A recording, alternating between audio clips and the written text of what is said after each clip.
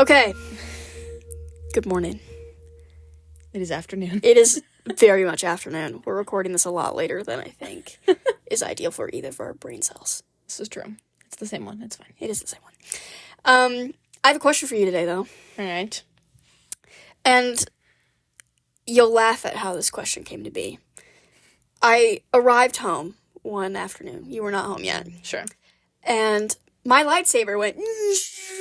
Right, yes. The noise. Uh-huh. Which...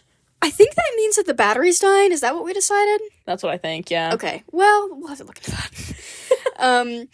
And I was just thinking about it.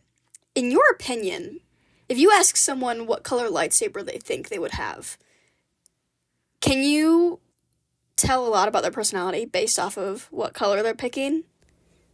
Aside from red, because you're knowing a lot of personality traits there.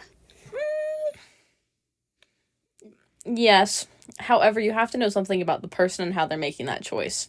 Sure. Because sometimes, it's like some people you talk to and they're like, this is my favorite color, so obviously this is my lightsaber color, right? Mm-hmm. But then there's a separate group of people that has delves deeper into the lore that we've, as a society, have created, and they're like, my personality is this, or my Jedi values would be this, therefore I get X color. Sure. So if you know which camp they're part of, then yeah, I think you could probably tell some things about them based on their camp? choice. Like the two, the colors are pretty, and Oh, sure. there's deep dark lore associated with color, and that's beyond Samuel L. Jackson. That's fair. He said, I want purple. So he got purple. Thank goodness he did, because you and I both have purple lightsabers. This is true. I think the hardest one to tell about a person is if they are, like, between green and blue. True. Where it's like, I'm picking blue, but if it wasn't for blue, I'd have green. Sure. Or vice versa. That's where lines start to fade a little bit. In my head, at least. Please elaborate. I think,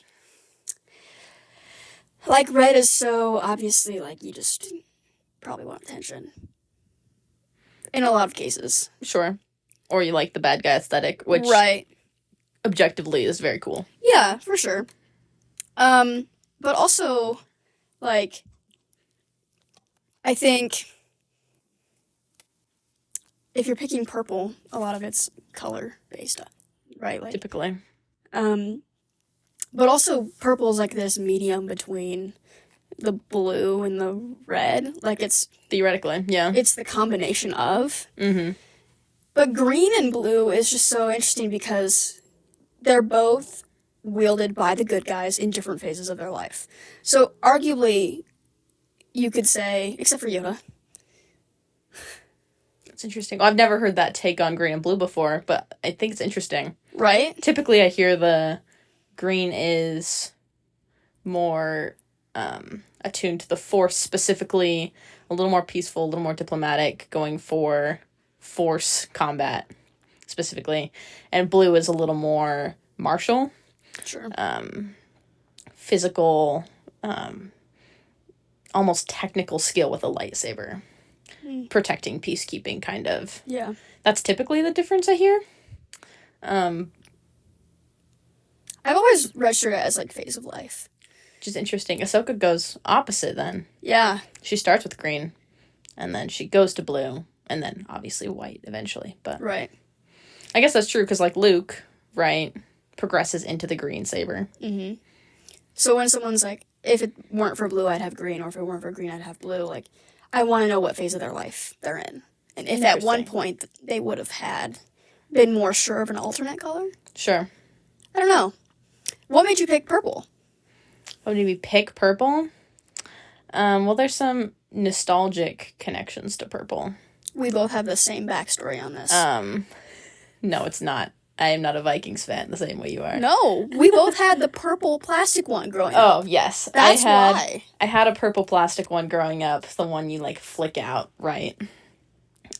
Because there's 4 of us, and there was 4 colors of plastic lightsaber in my family. So everyone got a color, and mine was purple.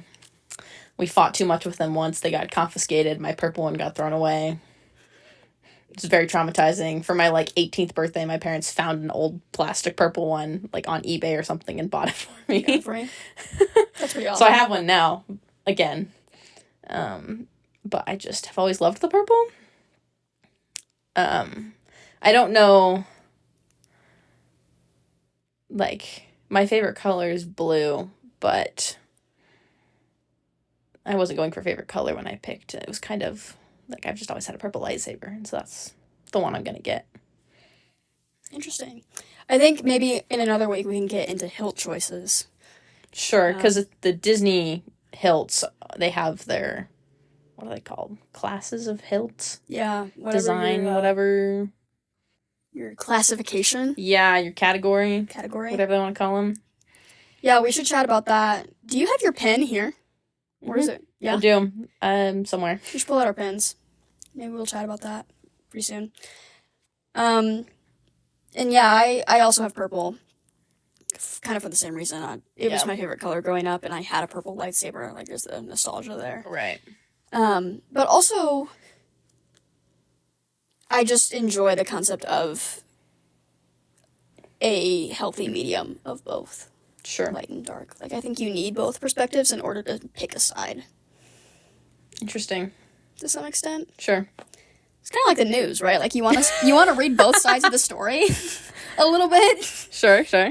You kind of want to find the medium ground of you can really only understand your enemy if you've done your homework, I feel like. Interesting. Yeah. I think you can only defeat your enemy if you've also befriended the concept of it. Interesting idea. This is also from Lego Ninjago. 2 weeks in a row I'm bringing this up. Since there's an episode where it's to defeat your enemy, he must be your friend. Fair enough. Alright, so while we're on the topic of Star Wars, we should dive into the first 3 episodes of Bad Batch. I took some notes. Wow. You're more responsible than I am. I did not take notes. Well, the thing is, we watched it together, and then I went back in and just kind of picked out some things that I had been thinking about, so I went back and watched them without you again. Might happen in the future, but... Okay, first impressions. Yeah, so there's 3 episodes. Episode 1 is Confined, Episode 2, Paths Unknown, and Episode 3 is Shadows of Tantus. First impressions, the blocking and direction in this series thus far has only gotten better. Please define blocking for me and all the other less technical film people. Sure. Blocking as in, the pacing of the show, in each episode, and also, the cameras, where the cameras are, staged-wise. Oh, That's, sure. Blocking of... I did notice that in these episodes. Really? And you brought it up, too. Cool perspectives. Again, spoilers for those at home who haven't seen it yet. But, you brought it up with Omega, where it was the first time, when she'd been talking to Crosshair, that the bars weren't on her face. Yeah. It's the shadows of the bars. She was free, in a sense. Yeah, that was cool. The Groundhog's Day effect of episode 1 was really awesome with the sink dripping of, time is clearly passing. We brought it up a little bit, I think, last week, but I'm talking about, the potential of hairstyle changes. We see that with Omega. As time is passing, her hair's getting longer. Things like that. First impressions, though, the writing is really good. I think we're off to a great start. We're off to a great start. I mean, the ticking of time and how it's displayed and being passed is really, really cool. The passing of time. Again, the hair and the sink, but also with the blood wheel. True, yeah. That's a literal ticking. Just crazy. It's counting down when Omega needs to escape. Yeah, for sure. Which is kind of awesome. I said Confined, episode 1, it feels like the Outpost episode from season 2, episode 12. It's Crosshair's episode. Yeah. Where it just... I agree. And I think it's humanizing Omega a whole bunch. We're really getting to know this character. For sure. And also her growth and maturity. You can see her skill sets that she's, developed from the guys. Yeah. Playing into even the first episode. Oh, for sure. I was going to tell you, Mount Tantus is referenced in the book Heir to the Empire. It's a Thrawn. It's a Legends book. Oh, interesting. And so Thrawn was using that base as well at one point. Thrawn and Hemlock would get along great together. They would. You're correct. They both have really good hair. In the animated series. Oh, sure. Okay, yeah. I was like, wait. Animated series. Yes. Uh-huh. What are your first impressions? Sorry, before we dive too much into all the detail. Your essay? These are bullet points. Bullet points. No, I think we're off to a great start. I think we're really leaning into Clone Wars Season 7 type. There's not really filler scenes even anymore. The stakes are higher than ever. The tension, right? Mm-hmm. They're really leaning into the saga, like how is all of these, because so far we've been very squad oriented, right? This is Omega, this is her squad, this is the Bad Batch, they're doing their thing. We're really leaning into the bigger players, right? We open with the Syndicate, with Hunter and Wrecker. Bigger galactic players, and where is all of this going, and how is the Bad Batch getting pulled in and trying to pull themselves out? Yeah, kind of at the same time. Let's chat about Project Necromancer. It's a callback to Mando Season 3. We hear it mentioned. Mm-hmm. Yep. With Moff Gideon. Which is, again, the magic to raise the dead, essentially. It's a cloning of... Right. Well, that's Gideon trying to make his own clone army. Or a clone army of himself. Right. Is what he's doing in Season 3. So in Project Necromancer, in Bad Batch specifically, we've got Palpatine as the Emperor at the time. And Nala Se knows that if Omega's blood sample is taken, it's going to be bad news for her. It's unsafe for her. Yeah. And we don't really know why. We assume it's related to her M count in terms of how it can possibly be stable with Palpatine's own blood. Right. But also, that brings the question of why are her M counts that way, if that's the case, Yeah. Like, Nala Se knew that this is what was going to happen. So Nala Se clearly knew that Orr was the one who implemented this M count in Omega, possibly for the use of creating a Force-sensitive clone. Well, what's interesting about that, and maybe people have done more investigating in this than I have, but theoretically, Omega is still sort of a clone of Jango Fett, right? Mm-hmm. Which doesn't super make sense to me, 100%. But, so if she's a clone of Jango Fett, first of all, was Jango Fett Force sensitive, right? Because he historically has not been. Right. Right. How much history are we about to get? We don't, theoretically he's not. He's just a bounty hunter. Right. He's not force sensitive, right? The assumption, anyways. That's kind of the assumption. And so the question is, did the people of Kaminoans, is that how you pronounce it? Kaminoans. Did they find a way to insert midichlorians, the M count, into clones, like during the process, to create force-sensitive clones? Is that part of why she's unique, right? Part of the, quote, Bad Batch? Or is there something special about her being a first-generation clone that if you combine first-generation clone with the blood of someone force-sensitive, then that allows them to retain the force sensitivity from the other party. Right. And I'm not sure which one they're implying. Yeah. I mean, when we were watching it in episode 3, and the Emperor's like, it's most valuable to the Empire, for the future of the Empire. You can have whatever you need, to Dr. Hemlock. You immediately looked over and went, this is setting up movie 9. Right. That's somehow Palpatine returned, right? Right. The implication being... An Exegol. That he was cloned, and that's why we see him again. Which kind of... I mean, it makes sense, right? We know that clone wasn't really ineffective. Right. It wasn't 100% where it needed to be, or where Palpatine would have wanted it to be. Which is so fascinating that, of course they would do this. They would put it in an animated show, this third season of it, Right. and say, here's your explanation. Yeah. Which, I'm going to be really hyped if they do, honestly, if that's the route they're going. And I'm assuming it is. We talk about Snoke as well. Right. Could be a setup of, or at least the Where the heck prototype. did he come from, right? Yeah, the prototype of Snoke. At least in that way. But I'm very interested to see how that's going to evolve. Can we talk about the lighting in the vault? That is crazy. Yeah. On the floor. True. The Empire has got some crazy electricians. Crazy talented architects. Yeah, they're interior designers on point. Really? I wonder, who approves that? Do you think they have a team? Probably. But it's probably, an Empire-level team because everything is uniform across, bases and stuff. It's totally standardized. Sure. Fair enough. I'm looking at my notes here. Oh, we should talk about the Lurka. The pet.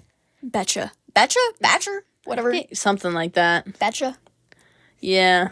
That was awesome how there was that contrast of she domesticated this pet and let her free, and Dr. Hemlock was like, she's not going to live in the wild now that you've domesticated her. Right. And then she saves her. Right, yeah. And Crosshair. We should talk about Crosshair. What about Crosshair? Just tell me your thoughts on the first 3 episodes. I think we're going to love his arc. Probably. I think, we're setting up a very, not to make the Avatar connection, but we're setting up a very Zuko arc, where season 1, he's, rough, bad, kind of enemies, basically, right? Mm-hmm. Season 2, he ends up alone, really torn, defeated in a lot of ways. He gets beat up by whatever it is. And then it seems to be season 3, he's kind of coming around to, he's come around to, I was wrong, right? This is maybe not what I should have been supporting. This is not the cause I wanted to be behind. And then with Omega, he's finally making the circle to, I can care about my squad again. Right. And he's not there yet. Not at all, by any stretch of the word, but that's kind of where we're seeing him arc. Because Omega wouldn't leave him, right, when she escaped. Right. Which he totally encouraged her to do, right? He was like, go. He was like, go, I would leave you, right? Mm-hmm. And she, in her relentless optimism, actually successfully got him out. Distract the guards. Okay. I do love the dynamic of Crosshair and Omega, because Hunter and Omega is kind of that cheerful kid, and super gruff guy, older guy. But really, Crosshair, I think, better reflects that trope. Sure. Where she's like, we're doing this, and he's like, oh my gosh, but then totally goes with it, right? He's the dad who didn't want a dog, and then loves the dog.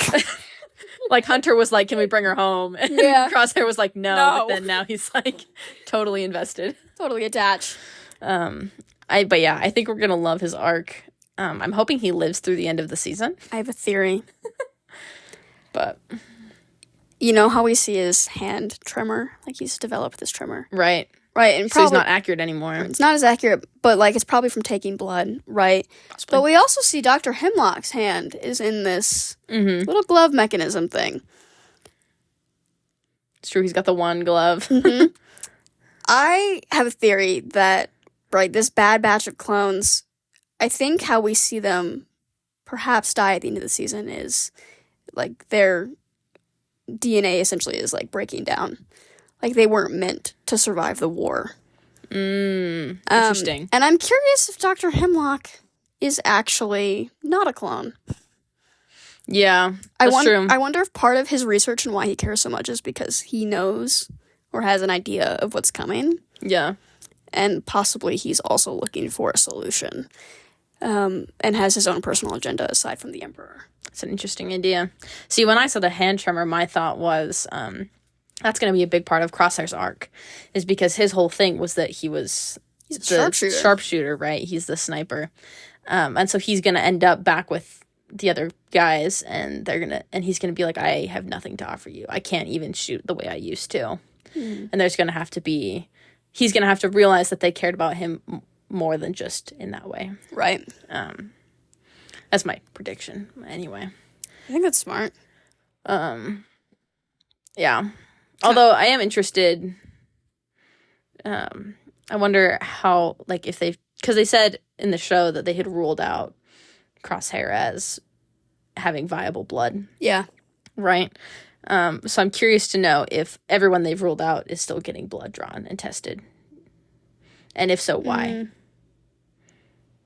Interesting. You know? Yeah, fair enough. Can I present another theory to you? Mm-hmm. I think there's more than one Emery. Oh, mm-hmm. Because it's so bipolar. At least, like, from what we've seen. Yeah. The first 3 episodes where it's like, okay, here's your doll. You know, like... Yeah. I almost wonder if there's multiple. Well, okay, here's my thought. I think there is more than one. I do think that the one that we have been seeing is the same one. Okay. I think. I think that's just representing the bipolar of imprisonment. That's fair. Kind of the same thing that Crosshair is going through, right? Where he tried to escape. He told us Yeah. previously at least once. And Emery is very close to Dr. Hemlock and I'm sure very aware of the consequences of any kind of Yeah. even appearance of deviation. Right. But Omega thus far has really had the effect of maybe it's okay to care. Mm-hmm. Let's think about this a little deeper, kind of. Right. She's got a little bit more sympathetic nerve Right. than, honestly, a lot of clones. For sure. Well, and she didn't live through the war in the same way. Yeah. And so she's got a unique perspective among the clones. Right. Talking about perspective, Hunter is becoming very reckless in this sense for Omega. He's making more reckless choices to the point where we're seeing Wrecker being the point of reason. Which is crazy. He's like, do you remember what happened last time? We lost someone. Right. And Hunter's like, whatever. Yeah, literally. And we see these I had that thought. And we see these new characters. So fun. Yeah. Mm-hmm. These kids who are clone. I'm interested to see always. how relevant they become. Yeah, they're fun. I like them thus far. I liked that little fight sequence they had with the Empire's vines. Yeah. I liked, what I like about them is that they're kind of a foil to Omega, where they also didn't live through the war, but they're young clones who have been treated badly by the Empire. Right. And where she came out a little more happy? Unscathed. Right? Like, which obviously there's some circumstances that are a reason for that. But they both went through similar things and they came out super jaded like the other clones, except for the one who tries to help, right? Right. But they're all impacted by the Bad Batch's loyalty to each other, which is pretty cool. Anything else we gotta chat about with Bad Batch? The Omega kicking the mouse droid. That was awesome. And her going, it's the Emperor's ship. We'll steal it. Yeah, that was crazy. That was awesome. I think we're gonna really like Omega in this season. Yeah. Yeah, for sure. I'm definitely coming around to her. And Crosshair, quite frankly. Yeah. Anything else you want to touch on with Bad Batch? I can't believe Hunter didn't say anything to the kid about stealing their ship. That's right. You did talk about that. I cannot. I mean, don't get me wrong. They saved their lives. Like, I don't think that kid should be like aggressively punished for that. But I feel like there should have been a line where he's like, "How'd you start flying the ship? We didn't give you the keys." That's true. That's awesome. There was nothing. I was like, wow, all right. The last thing I have in my notes is talking about Omega's hairstyle. But I am circling back to a question that I've had where it's, who cuts their hair? Because Dr. Hemlock's hair rocks. Like, what's a hair, like, what does a barber look like, a hairstylist look like in an Empire prison? You know? Not important or anything, but I was laughing at that. I don't know if they cut the prisoner's hair. Yeah, that's true. It's probably like all the stormtroopers and officers have regulation haircuts they get every 2 weeks or something. Yeah. If I had to guess. All right, I think that covers Bad Batch. Yeah. Okay, we should do a weekly nerd update. What you got this week? All right. Well, we watched Kung Fu Panda, the first one. As promised. Mm-hmm. As prophesied by our forefathers. Indeed. It was great. Fantastic film. Love it. We'll watch the second one sometime this week. We're having a bit of a scheduling difficulties, but watch sometime this week. I'll play D&D tonight. We have a nice boss fight coming up Nice. for tonight. We had panda snacks with our Kung Fu watch yes, party. we That's had panda important. snacks. Yes, they're called Hello Panda chocolate something. They're pretty good. They're like little, it's like cookie kind of with chocolate inside. It's like a fig bar if a fig bar wasn't healthy. And they're tiny and they have little athletic pandas It's true. drawn on them. Which is not Poe. Which is, well, by the end of the movie, end, he's pretty sure. athletic. Yeah, at the end. He still doesn't like stairs. That's okay. I don't either. No one does. If you like stairs, that's not athletic. That's psychotic. I hadn't seen that movie since I was little. Like, it's been at least 10 years. Yeah. So it was nice to, like, How was it on the rewatch? good to get, like, the refresh of the style. And kind of where yeah. they...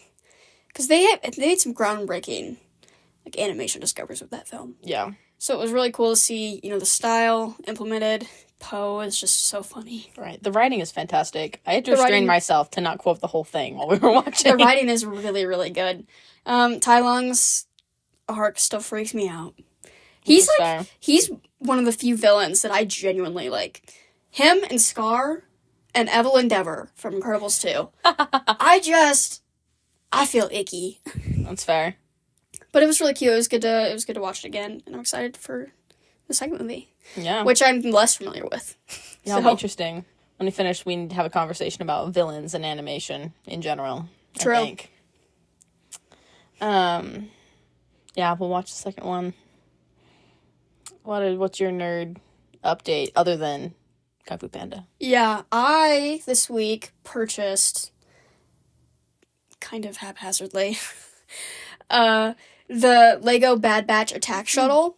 Literally last night. Nice. That set came out in summer of 2021, and I remember I had debated.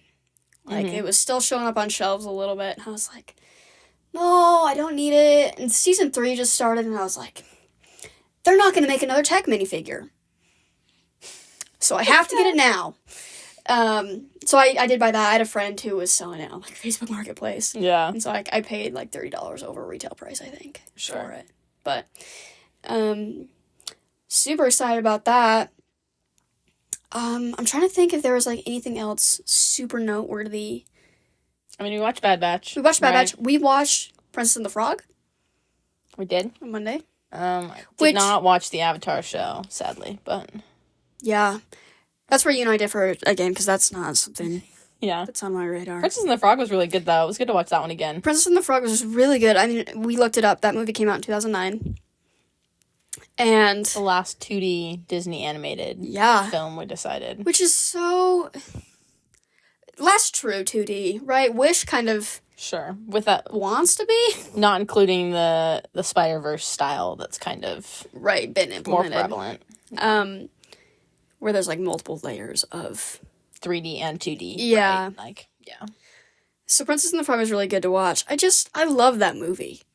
I wish that they would make a 2D movie again. We really had a heyday of animated movies with that, like, Princess and the Frog, Kung Fu Panda, Tangled, Big Hero 6 era. Like, you know? Yeah. Like, we kind of... That's interesting that you animation say did that. pretty good. Yeah, animation, I mean... We talked about this. I can't remember who won the Oscars in 2009. Because it wasn't... Oh, yeah, we looked it up. It wasn't Princess and the Frog. Mm-mm. Was it... I thought it was Up? Oh, I think you're right. I think it was Up. And Ratatouille won the year before Mm-hmm. against Kung Fu Panda. Yep.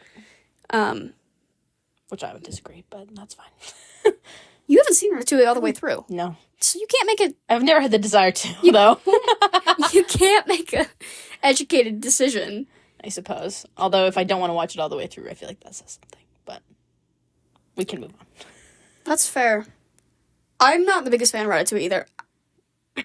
Kung Fu Panda falls into that category for me, though. Sure. Where I'm like, it's really cute for the first 20 minutes, and then I'm scared for the rest of it.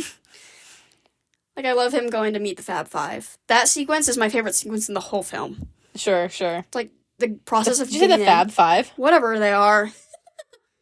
No, that's great. It's the Furious Five. It's the Fab Five in my head. I'm like, I don't know. Michael Jackson. Jackson 5. What?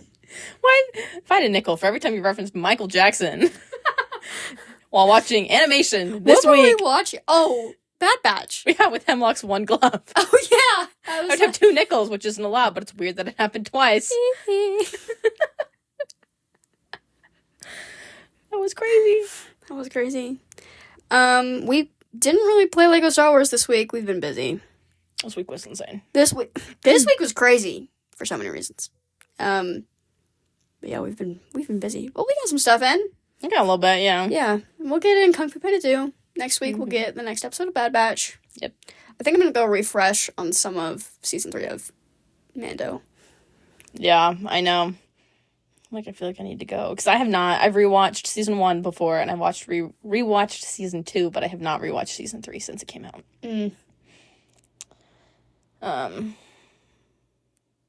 Yeah, because I had a friend who needed to catch up before season. That's right. Right, and so we watched it together, rewatched it. So I'm pretty solid in all of that, but season 3 I haven't. Yeah. We did watch parties when it came out, We but did. that's about it. This might be a little controversial. I'm glad we don't do watch parties for Bad Batch. There's too much information. If anybody's talking, like... I'm glad it's just us for that one. Fair enough. Which is, I guess, how it's always been for Bad Batch. This is true. Also nice. This is true. I got introduced to the Bad Batch in a weird way, though. Like, a kid 2 years ago, was like, here's the first, the 4 episodes of season 7 of Clone Wars. And I was like, who the heck are these guys? That's how I got roped in. That's funny. I think we've talked enough. Probably. I think we have exhausted our script. Within reason. Mm-hmm. So yeah, so next week we'll watch Kung Fu Panda 2, Bad Batch, and you'll have a new question for me. Yeah. Next week. I think that's all we got. Yeah. Until next time. We switch hands.